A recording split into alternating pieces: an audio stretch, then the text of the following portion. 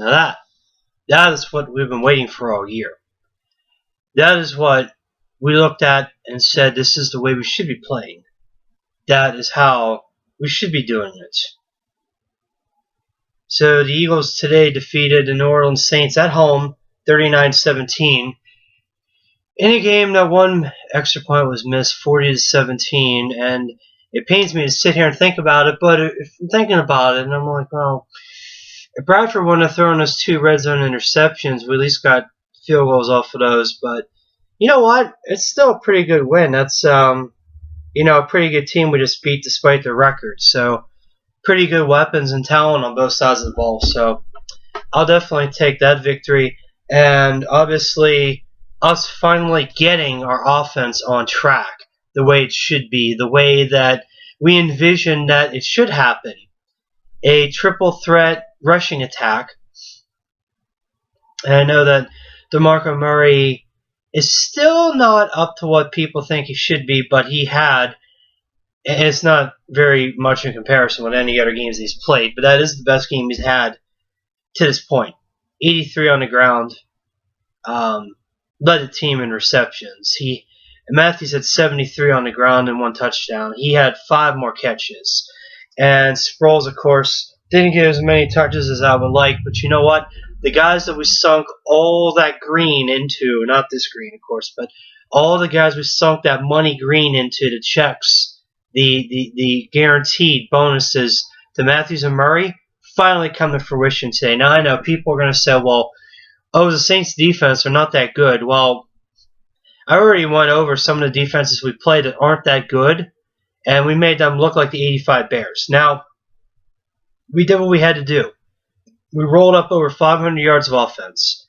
Our third down percentage wasn't that good, but we still got ourselves in a position where we had 34 first downs, and we did not need to rely that much on third downs. Really, we did. I mean, look at the numbers. So, we didn't punt that much. Either our drives ended in field goals, our drives ended in touchdowns, or Saints drives were ending in turnovers. They did have, 2 touchdowns, 1 field goal, but 4 turnovers. And even though we gave it up twice, our defense put their work boots on. Fletcher Cox, absolutely, at the very least, needs to go to the Pro Bowl. You people who vote for your own people, even though they're not that good, I mean, voting for J.J. Watt's one thing. Probably the best defensive end, period. 3-4 or 4-3, it doesn't matter what alignment. But Fletcher Cox absolutely has to go to the Pro Bowl.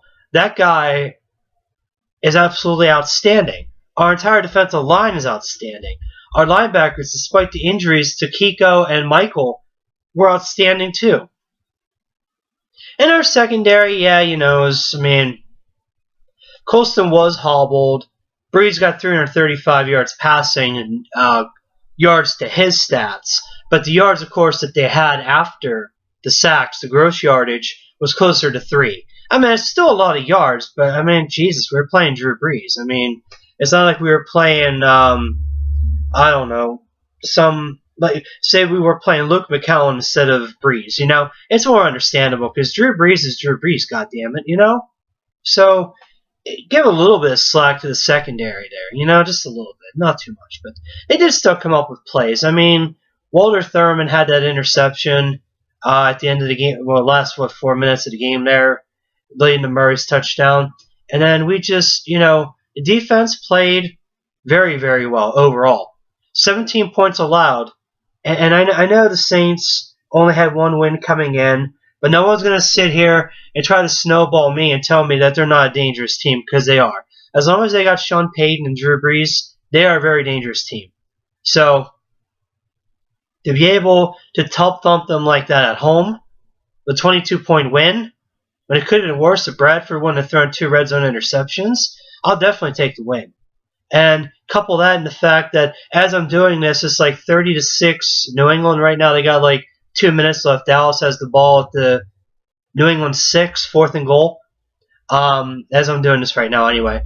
Washington lost in overtime, so they're all 2-3. The only team left is New York. And if the Niners can somehow roll them up, we're all 2-3.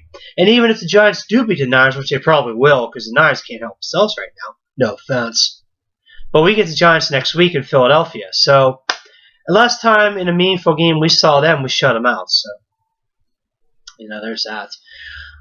So I'm definitely looking forward to the Giants, but I'm definitely enjoying this victory over the Saints. I won't say no doubt, but I knew that we could win this game if we got our offense going, which we did, and our defense brought it, which it did, and special teams, Chris Maragos had the highlight of the game, in my opinion, when he dropped Marcus Murphy right on his head at the 11. I mean, special teams goes a long way. You saw what we did last year there. So, like I said, our running game was really, really rock solid this time. 182 yards total, which is what we expected to have.